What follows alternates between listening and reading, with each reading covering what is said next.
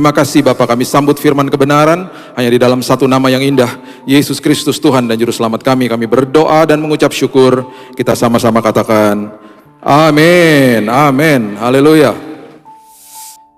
Hari ini adalah hari yang luar biasa, yang begitu dahsyat. Dan hari ini ketika Kristus bangkit, murid-muridnya menyaksikan hal yang sangat luar biasa. Dan gara-gara itu mereka kemudian membentuk dan menjadi pilar bagi gereja mula-mula. Kita harus paham bahwa saat itu tidak ada sosial media, tidak ada televisi, tidak ada radio, tetapi mereka menggegerkan dunia dengan Injil. Dan bahkan di Kisah Rasul 2 ayat 47 dikatakan bahwa Tuhan menambahkan jumlah mereka setiap hari. Setiap hari. Tuhan tahu Tuhan menambahkan jumlah karena mereka akan datang di sebuah perkumpulan komunitas yang sudah mengalami kuasa kebangkitan. Itu sebabnya ketika ditambahkan jumlah, Tuhan tahu, karena Tuhan yang tambahin, Tuhan tahu bahwa jemaat mula-mula atau orang-orang yang baru bertobat itu akan di-mentor, akan diasuh dengan sangat luar biasa. Karena pada awalnya pilar daripada gereja mula-mula, mereka menginjil berdasarkan dengan pengalaman mereka. Mereka tahu bahwa Kristus sudah bangkit. Hari ini yang perlu kita ketahui adalah kita sudah memiliki posisi yang sudah menang. Dan itu sebabnya kita perlu tahu posisi kita di dalam Tuhan, di dalam kerajaan sorga seperti apa. Roma 8 ayat 17 mengatakan begini. Roma 8 ayat 17. Dan jika kita adalah anak, maka kita juga adalah ahli waris. Dan kemudian maksud daripada anak dan ahli waris itu apa?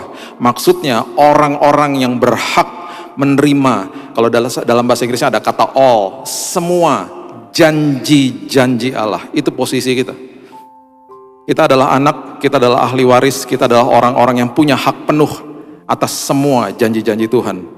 Yang akan menerimanya bersama-sama dengan Kristus, akan menerima janji-janji Tuhan bersama dengan Kristus, yaitu jika kita menderita bersama-sama dengan Dia, supaya kita juga dipermuliakan bersama-sama dengan Dia. Kata menderita artinya simpateko. Kata menderita itu artinya sesuatu kata yang harmoni. Simpateko artinya taat.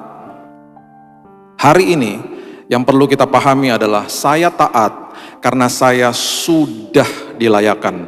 Saya taat karena posisi saya hari ini sudah dilayakan. Ketika kita mengerti posisi kita di dalam Tuhan, anak, ahli waris, dan orang yang punya hak penuh atas semua janji Tuhan, selalu ada dua hal terjadi di dalam kehidupan orang-orang Kristen. Ada orang Kristen yang percaya saya tahu siapa saya di dalam Tuhan, tetapi tidak taat. Itu adalah gambaran daripada si bungsu yang terhilang. Di Lukas pasalnya yang ke-15 ayat yang ke-12 mengatakan begini. Lukas pasal yang ke-15 ayat yang ke-12. Kata yang bungsu kepada ayahnya, Bapa, berikanlah kepadaku bagian harta milik kita.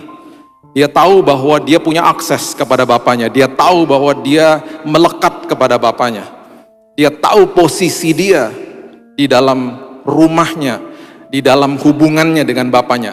Berikanlah harta milik kita. Punya bapak, punya saya juga. Tetapi tidak taat. Dia mengatakan apa? Yang menjadi hakku. Dia memisahkan akses kepada kepemilikan. Dia memisahkan yang tadinya dia ngerti bahwa saya adalah pengelola. Saya tidak lagi mau jadi pengelola, saya mau jadi pemilik. Jadi dia ngerti. Dia katakan sebelumnya, dia katakan dengan jelas, dia katakan, berikanlah kepadaku bagian harta milik kita. Ada orang Kristen yang tahu siapa dia, tahu posisinya di dalam Tuhan, tapi hidupnya tidak taat. Hidupnya tidak taat, akhirnya terhilang. Akhirnya semua yang Tuhan mau titipkan dalam hidupnya tertunda. Padahal Tuhan sudah siapkan yang terindah bagi setiap kita. Dan Tuhan menunggu manusia untuk terus bertumbuh di dalam kasih karunia, makin dewasa, makin dititipkan perkara yang luar biasa. Dan ada juga orang Kristen yang dia taat, tapi dia nggak percaya. Taat. Oh, dia taat, setiap hari dia berusaha untuk terus taat. Tapi dia sering kali nggak percaya. Itu yang terjadi sama Thomas. Itu sebabnya ketika Yesus hadir, ketika sudah ada kebangkitan, dia hadir, dia katakan begini di Yohanes 20 ayat 29. Kata Yesus kepadanya, Karena engkau telah melihat aku, maka engkau percaya. Karena engkau telah melihat, makanya engkau percaya. Berbahagialah atau diberkatilah bahasa aslinya. Mereka itu siapa? Saudara dan saya. Yang tidak melihat, yang tidak pernah melihat Yesus secara fisik pada hari ini. Dari kita lahir sampai nanti kita menutupkan mata di bumi ini. Siapa kita? Kita ya adalah orang-orang yang tidak lihat Yesus, tetapi kita percaya. Kita adalah orang-orang yang diberkati walaupun tidak lihat Tuhan secara fisik, namun kita percaya. Itu sebabnya firman Tuhan hari ini mengatakan kepada kita, mengertilah posisi kita setelah ada kuasa kebangkitan, kemudian hidupi kehidupan ini dengan percaya dan taat. Percaya dan taat. Ada kuasa kebangkitan yang akan bekerja dalam hidup kita dengan sangat luar biasa, sangat maksimal ketika kita ngerti posisi kita, kemudian kita percaya dan kita taat. Sederhana tapi seringkali sulit dilakukan. Saya percaya posisi saya adalah anak, saya percaya posisi saya adalah ahli waris, saya percaya posisi saya punya hak penuh atas semua janji Tuhan. Itu sebabnya saya taat Tuhan. Karena saya sudah dilayakkan, saya sudah diberikan posisi yang luar biasa. Saya nggak pernah lupa waktu besar di rumah dengan kedua orang tua saya nggak pernah bertanya sama mereka, makanan di kulkas ini punya siapa? Saya main minum susu aja, saya makan roti di atas meja, saya kadang-kadang habisin susu di dalam kulkas. Papa saya buka kulkas, ini siapa yang habisin susu? Aku. Dia cuma tersenyum. Saya nggak pernah berpikir besoknya akan ada makanan apa di atas meja, karena saya tahu pasti mereka akan siapkan hal-hal itu. Itu akses. Tanpa saya sadari, saya tinggal dengan sumber dari hidup saya waktu saat itu. Saya belum mengerti. Itu adalah sebuah gambaran orang tua yang ada di dalam dunia, yang kemudian ketika saya paham dan bertobat, saya percaya Tuhan, Engkau adalah sumber atas segala sumber. Harusnya kita nggak usah khawatir tentang hari esok. Itu sebabnya firman Tuhan katakan, serahkan kekhawatiranmu kepadaku, tukar dengan damai sejahtera yang aku sudah tinggalkan bagimu, supaya kehidupanmu berkemenangan hari lepas hari. Itu yang terjadi. Dan itu menjadi sesuatu pergumulan akhirnya. Makanya kenapa Yakobus mengatakan begini di Yakobus 1 ayat yang kedua. Yakobus 1 ayat yang kedua, dia katakan begini, saudara-saudaraku, anggaplah sebagai suatu kebahagiaan. Count it all joy. Count it all joy apabila kamu jatuh ke dalam berbagai-bagai pencobaan. Jatuh itu artinya adalah peripipto, artinya adalah kamu tiba-tiba masuk ke dalam sebuah lubang yang ada cahayanya. Kemudian kata pencobaan itu artinya adalah ujian, trials bahasa Inggrisnya. Itu bahasa aslinya adalah perasmos. Perasmos itu artinya kamu memiliki kesempatan untuk mengalami Tuhan. Itu sebabnya Yakobus katakan apa? Setiap kali ada ujian, tersenyumlah. Karena itu kesempatan kamu mengalami Tuhan. Itu maksudnya. Karena kita tidak lihat dia secara fisik, dan dia memang betul, dia katakan lebih baik kalau aku pergi. Supaya apa? Supaya aku jadi maha hadir. Kalau tidak, dia begitu konsisten atas kedaulatan, keilahian dia. Karena dia juga memiliki casing tubuh manusia, dia tidak maha hadir. Itu sebabnya dia katakan lebih baik aku pergi, supaya aku jadi maha hadir, supaya rohku ada di dalam setiap anak-anakku. Betul, kamu tidak akan lihat aku, tapi kamu akan alami aku dalam hidupmu. Itu sebabnya ketika ada ujian di hadapanmu, tersenyumlah, karena kamu akan lihat aku di dalam itu. Itu maksudnya, makanya Yakobus katakan tersenyumlah, berbahagialah, count it all joy. Seekor kerang ketika menerima pasir, dia akan mengubah pasir itu menjadi mutiara. Seringkali ada pasir-pasir kehidupan masuk dalam hidup kita. Bukannya kita mengambil keputusan untuk mengubahnya menjadi sebuah karakter yang bermutiara, kita mengubahnya jadi kepahitan. Kita mengubahnya menjadi sebuah pembalasan dan lain sebagainya. Setiap kali ada ujian, itu kesempatan kita ngalami Tuhan. Itu sebabnya, setiap kali ada masalah di depan kita, ada dua paradigma yang perlu kita mengerti. Saya harus tahu posisi saya di dalam Tuhan. Itu sebabnya ketika ada masalah, jangan lihat masalah dari paradigma ini cobaan. Kalau cobaan itu artinya mengeluarkan kelemahan saya dan memakai kelemahan saya untuk menghancurkan saya. Itu yang iblis lakukan. Tetapi kita harus melihat itu dari sisi paradigma ini sebuah ujian. Karena ujian adalah mengeluarkan kelemahan saya dan memakai kelemahan itu untuk membuat saya lebih baik. Itu ujian. Makanya setiap kali ada sebuah pergumulan hidup, Tuhan ini ujian. Saya tahu sebentar lagi kelemahan aku akan dikeluarkan. Aku akan sadar, oh iya ternyata aku pemarah, ternyata aku sensitif, ternyata aku orangnya gampang tersinggung, ternyata aku orangnya gampang berasumsi dan lain sebagainya. Itu kelemahanku Tuhan. Tuhan, jadikan karakterku karakter yang tahan uji ya Tuhan. Jadikan aku seperti mutiara ya Tuhan. Aku mau belajar supaya ketika nanti ada ujian lagi aku lulus Tuhan. Jadi berubah paradigmanya. Ujian adalah mengeluarkan kelemahan kita dan memakai kelemahan itu untuk membuat kita lebih baik. Itu sebabnya namanya ujian matematika. Ketika kita terima hasilnya, kita tahu hasilnya salah, kita langsung tahu, oh saya nggak belajar, saya nggak ngerti formulanya. Ketika kita belajar lagi, kita baru ngerti kan, oh ini kelemahan saya belajar lagi, waktu diuji lagi, waktu ada remedial, bisa nggak? Bisa. Makanya namanya ujian. Jadi makanya Yakobus katakan tersenyumlah, kamu akan ngalamin Tuhan di situ. Nah seringkali firman Tuhan, itu sebabnya firman Tuhan katakan begini, Matius 7 ayat 14. Matius 7 ayat 14 mengatakan, karena sesaklah pintu, ya, dan sempitlah jalan yang menuju kepada kehidupan, dan sedikit orang yang mendapatinya. Jalan kepada kebenaran itu betul-betul sempit jalannya. Jalannya sempit, itu sebabnya nggak banyak orang yang mendapatinya atau nggak banyak orang yang minat masuk jalan sempit. Di dalam jalan yang sempit, kita nggak bisa ngebut Bapak Ibu. Di dalam jalan yang sempit, saya harus belajar untuk sabar. Karena kalau cepat-cepat nabrak ayam nanti, ada pedagang, ada anak kecil, harus sabar. Orang yang nggak sabar tuh ada di jalan mana? Di jalan tol. Makanya kecelakaan paling banyak di jalan tol, bukan di gang sempit, bukan. Makanya di dalam jalan yang sempit, orang harus belajar sabar. Di dalam jalan yang sempit, saya kemudian belajar apa? Hati-hati. Makanya di jalan tol orang nggak hati-hati, kecelakaan paling banyak di situ. Dan kemudian di dalam jalan yang sempit, saya nggak pernah lupa, pernah ada di dalam jalan yang sempit dan 200 meter dari ujung jalan itu, saya udah lihat ada jalan raya. Dan jalan raya itu orangnya semua lancar-lancar, saya pengen cepat-cepat ada di situ. Tapi nggak bisa, karena ada motor yang parkir sembarangan, orangnya harus dipanggil dulu dari dalam rumah dan seterusnya. Seringkali di dalam jalan yang sempit, kita dibentur-benturkan sama iblis dan membanding-bandingkan hidup kita dengan orang lain. Kok enak sih Tuhan, mereka hidupnya sepertinya lancar-lancar aja. Pemimpin biduan namanya Asaf di Mazmur 73 mengatakan, kenapa engkau memberikan kemujuran bagi orang-orang fasik? Dalam bahasa kita sehari-hari, Tuhan kenapa engkau memberkati orang-orang itu? Kita udah nggak ngerti arti berkat, kita bilang Tuhan kenapa hidup mereka, karena mereka mudah, kelihatannya mudah, mereka berarti diberkati. Tidak.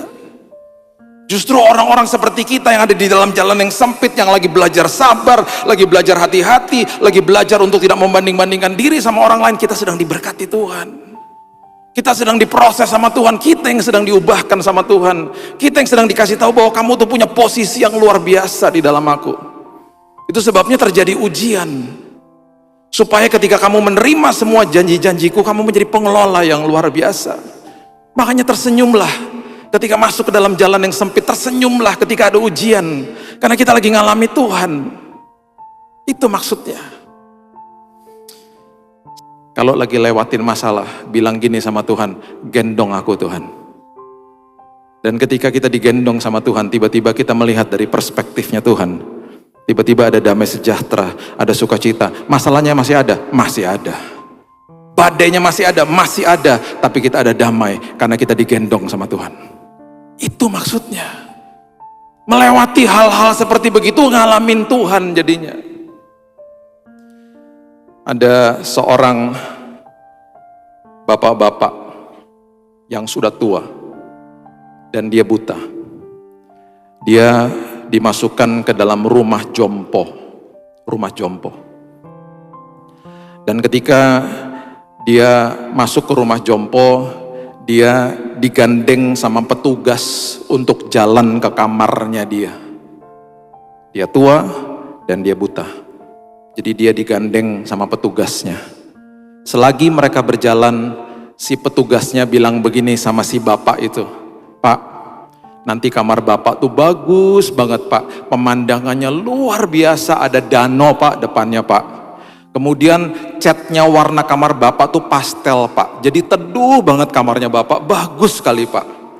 Tiba-tiba si bapak ngomong gini, "Oh iya, bagus sekali ya. Loh Pak, kita belum sampai loh Pak di kamarnya." Si bapak bilang gini, "Mau sampai atau belum, tetap aja saya tidak bisa lihat. Tetapi saya bilang bagus berdasarkan penjelasanmu." Harusnya hari ini kita bilang sama Tuhan, "Wow Tuhan, betapa indahnya masa depanku. Dan aku sudah bisa Tuhan melihat masa depanku berdasarkan penjelasan firman Tuhan bahwa aku anak ahli waris dan punya hak penuh atas semua janji Tuhan." Itu sebabnya masa depanku indah Tuhan. Walaupun aku mungkin lagi sakit hari ini, walaupun aku lagi bergumul hari ini, aku tahu hari esokku indah bersama dengan Tuhan. Ada seorang ibu yang terus komplain sama suaminya. Dia bilang, "Itu ya tetangga di sebelah rumah gak ngerti cara cuci baju. Baju masih kotor kok udah dijemur," katanya gitu. Lihat tuh, baju masih kotor udah dijemur. Besoknya dia ngomong hal yang sama. Tuh lihat tetangga kita, baju masih kotor udah dijemur, gak ngerti cara cuci baju. Di hari yang ketiga, tiba-tiba dia bilang gini sama suaminya, "Nah, hari ini baru bener, bajunya udah bersih baru dong dijemur." Tiba-tiba suaminya bilang gini, "Mohon maaf sayang, aku baru sempat bersihin jendela rumah kita pagi hari ini." Jadi rupanya dari kemarin yang kotor jendela rumahnya mereka, bukan jemuran tetangga. Seringkali yang kita harus bereskan dan bersihkan adalah jendela hati kita, bukan apa yang ada di luar sana. Itu sebabnya seringkali kita terbungkus mata rohani kita, nggak bisa lihat janji Tuhan yang begitu indah, dan kita salah-salahin Tuhan. Padahal jendela mata rohani kita yang harus dibereskan. Itu sebabnya ketika Simson berhadapan sama singa, jendela mata hatinya luar biasa. Coba lihat Hakim-Hakim 14 ayat yang ke-5 dan ke-6 mengatakan begini. Hakim-Hakim 14 ayat 5 sampai ayat yang ke-6 mengatakan begini. "Lalu pergilah Simson beserta ayahnya dan ibunya ke Timna. Ketika mereka sampai ke kebun-kebun anggur di Timna, maka seekor singa muda mendatangi Simson dengan mengaum." Ya, kalau kita baca di Perjanjian Baru, lawanmu si iblis berjalan seperti singa yang mengaum-ngaum, menyerang kerohanian jiwa kita. Dulu di Perjanjian Lama kejadian-kejadiannya banyak yang serba fisik, dan kemudian sekarang diterjemahkan dalam kehidupan kerohanian kita. Ini benar-benar Simson ngelihat dan berhadapan sama singa betulan. Pada waktu itu, perhatikan kalimat ini, berkuasalah roh Tuhan atas dia. Nanti satu hari kita bisa belajar tentang pengertian-pengertian ini. Di Perjanjian Lama, roh Tuhan berkuasa atas manusia. Di Perjanjian Baru, roh Tuhan berkuasa di dalam manusia, di dalam kita. Dia memberikan kuasa kebangkitan di dalam kita. Dan ketika itu, ketika ada roh Tuhan di atasnya, perhatikan kalimat ini, sehingga singa itu dicabiknya seperti orang mencabik anak kambing. Karena ada roh Tuhan, dia melihat singa itu bukan seperti kambing, anak kambing. Karena jendela hatinya melihat kebesaran Tuhan, bukan kebesaran musuh. Itu sebabnya 12 pengintai, 12-12-nya lihat hal yang sama, 12-12-nya lihat raksasa, 10-nya balik bilang gini, mereka besar, gak mungkinlah kita bisa masuk ke dalam tanah perjanjian, mereka besar. Tetapi ada 2 yang balik, mereka katakan apa? Betul, kenyataannya mereka besar, tetapi kebenarannya adalah Tuhan saya lebih besar. Itu sebabnya Joshua dan Kaleb adalah nama-nama yang masih kita dokumentasikan, kita berikan kepada anak-anak kita. Dan kita mungkin nggak pernah baca nama-nama seperti Safat, Yigal, Palti, Nafbi. Kita mungkin nggak pernah baca nama-nama itu ada di Bilangan 13. Itu adalah nama-nama dari 10 pengintai yang tidak menjadi pahlawan iman karena mata rohani mereka kotor. Dan itu yang iblis lakukan. Dia akan fabricate the evidence. Dia akan memutar balik semua kebenaran. Dia akan sodorkan kenyataan hidup yang mengerikan di depan kita. Dan memang betul kenyataan hidup yang ada di dalam dunia ini serba gelap. Nah itu yang terjadi. Coba baca di Kejadian pasal yang ke-37 ayat yang ke-33 mengatakan begini. Kejadian 37 ayat 33. Waktu Yusuf dibuang ke lubang, kemudian dijual oleh kakak-kakaknya. Mereka mencelupkan jubahnya di darah hewan dan diberikan kepada bapaknya. Dan perhatikan kalimat ini, Kejadian 37 ayat 33. Ketika Yakub memeriksa jubah itu, ia berkata, ini jubah anakku, binatang buas telah memakannya, tentulah Yusuf telah diterkam. Fabricate the evidence. Iblis selalu memamerkan kenyataan hidup. Nih kamu sakit. Nih kamu bergumul masalah rumah tangga. Nih kamu kehilangan pekerjaan, nih kamu kehilangan income dan seterusnya. Dia akan tonjolkan kenyataan hidup dan membuat dan selalu akan berusaha membuat kita takut. Ingat, catat ini baik-baik. Setiap hari yang dia lakukan dan tidak ada tanggal merah, itu setiap hari adalah mematahkan semangat, mencobai manusia, menuduh manusia, dan membohongi. Itu tiap hari seperti itu. 4 hal itu dia lakukan. Mematahkan semangat, mencobai, menuduh, membohongi. Tiap hari. Dan hanya itu yang dia bisa lakukan. Hanya pikiran kita yang dia bisa serang dan dia punya akses. Selain itu nggak ada. Jadi kalau kita mengerti posisi kita di dalam Tuhan, apapun kenyataan di depan kita, kita akan kasih tahu, ini kondisi saya begini, tapi posisi saya adalah saya anak. Saya ahli waris. Dan saya adalah orang yang punya hak penuh atas semua janji Tuhan. Itu posisi saya. Walaupun seburuk apapun kondisi di dalam kehidupan ini, karena posisi saya sudah dalam posisi yang menang, posisi anak, saya tahu saya akan berjalan dan saya akan menerima kemenangan daripada Tuhan. Walaupun saya belum lihat. Itu kuasa kebangkitan. Makanya kuasa kebangkitan itu tidak akan bekerja kalau kita nggak percaya dan taat. Hal yang sangat sederhana tapi akhirnya tidak menjadi kuasa dalam kehidupan kita. Hanya sekedar kadang-kadang hanya kita tahu, atau kadang-kadang kita hanya tahu tapi kita nggak praktekkan dalam hidup ini. Jangan menjadi seperti si bungsu atau Thomas. Itu sebabnya hal yang sangat penting yang perlu kita ketahui adalah, dan coba lihat Daniel pasal yang ke-10 ayat yang ke-12. Seringkali ini menjadi pertanyaan banyak orang, Pak, Tuhan mana Pak? Katanya saya udah berdoa Pak, mana Pak? Coba lihat ini. Daniel 10 ayat 12. Lalu katanya kepadaku, janganlah takut Daniel, sebab telah didengarkan perkataanmu, sebab telah didengarkan doamu, maksudnya sejak hari pertama. Bapak Ibu berdoa sejak hari pertama, Tuhan sudah dengar. Dan dalam doa dan menunggu manifestasi jawaban doa, isi masa itu dengan ucapan syukur, bukan dengan keluhan. Karena ada 2 hal yang Tuhan mau kita alami. Yang pertama mengatakan begini, engkau berniat untuk mendapat pengertian. Selagi menunggu, aku mau dibuat mengerti hubungan aku dengan Tuhan itu seperti apa. Kemudian aku dibuat mengerti, menanggulangi kelemahan-kelemahan aku selagi nunggu. Kemudian dikatakan apa? Untuk mendapat pengertian dan merendahkan dirimu. Supaya kita tahu ketika nanti manifestasi jawaban doa itu hadir, kita tahu itu bukan karena kuat dan gagah saya, itu karena Tuhan. Jadi selalu di dalam penantian manifestasi jawaban doa, selalu 2 hal terjadi. Tuhan mau kita mengerti, Tuhan mau kita merendahkan diri. Dan kemudian dikatakan apa? Dan aku datang oleh karena perkataanmu itu. Aku datang, Tuhan datang oleh karena doamu itu. Sejak hari pertama, kita sudah didengarkan oleh Tuhan. Dan pertolongan sedang on the way. Dan perhatikan, selagi kita menunggu, perhatikan bahwa saya harus berubah, saya harus dapat pengertian, dan saya harus merendahkan diri saya.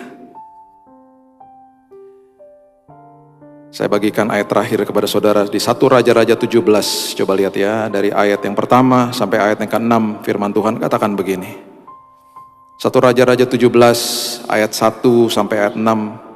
Lalu berkatalah Elia, orang Tisbe, dari Tisbe Gilead kepada Ahab, demi Tuhan yang hidup, Allah Israel yang kulayani, sesungguhnya tidak akan ada embun atau hujan pada tahun-tahun ini, kecuali kalau ku katakan akan terjadi kekeringan yang luar biasa. Kemudian datanglah firman Tuhan kepadanya. Perhatikan kalimat ini. Pergilah dari sini, berjalanlah ke timur, dan bersembunyilah di tepi sungai Kerit, di sebelah timur sungai Yordan. Engkau dapat minum dari sungai itu, dan burung-burung gagak, perhatikan kalimat ini, telah ku perintahkan untuk memberi makan engkau di sana. Tuhan bisa perintahkan burung gagak, Tuhan bisa perintahkan siapapun dan apapun, karena dia sumber atas segala sumber.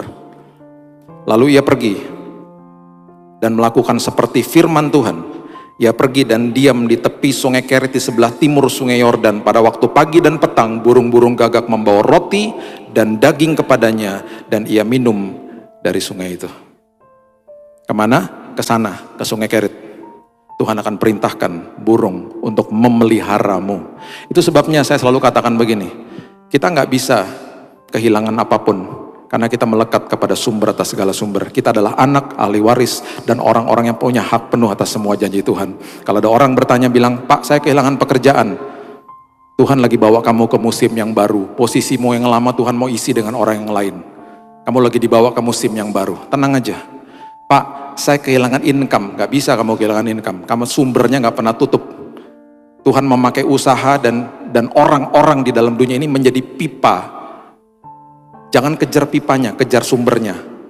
Apapun yang terjadi sama hidupmu, dimanapun engkau berada, bahkan dalam keadaan sesulit apapun, seperti di tepi sungai Kerit, Tuhan bisa memerintahkan apa saja untuk mencukupi kebutuhanmu. Karena Tuhan adalah Tuhan, sumber atas segala sumber dalam hidup ini. Kita nggak bisa kehilangan apapun, karena kita adalah anak, kita adalah ahli waris, dan orang-orang yang punya hak penuh atas semua janji-janji Tuhan.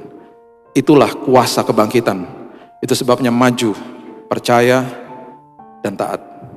Dan saya percaya kita semuanya tersenyum, walaupun kita belum lihat, karena berdasarkan janji Tuhan, aku bisa lihat masa depanku penuh pengharapan, penuh hal-hal dahsyat, karena Yesus telah bangkit. Berikan tepuk tangan kita untuk Tuhan kita. Bapak, terima kasih, kami mengucap syukur bahwa kuasa kebangkitan ada bersama-sama dengan kami. Itu sebabnya pada hari ini Tuhan, hati kami penuh dengan damai, penuh dengan ucapan syukur dan sukacita. Karena kami tahu Tuhan, walaupun kami belum lihat, tapi kami tahu Tuhan sudah menjawab doa kami. Dan kami tahu Tuhan datang respon atas doa kami. Karena doa-doa kami berdasarkan posisi kami yang sudah menang di dalam Tuhan. Karena Engkau telah mengalahkan kematian ya Tuhan. Terima kasih bahwa kami adalah anak, kami adalah ahli waris, dan orang-orang yang punya hak penuh atas semua janji-janji Tuhan. Itu sebabnya kami tersenyum ketika ada ujian.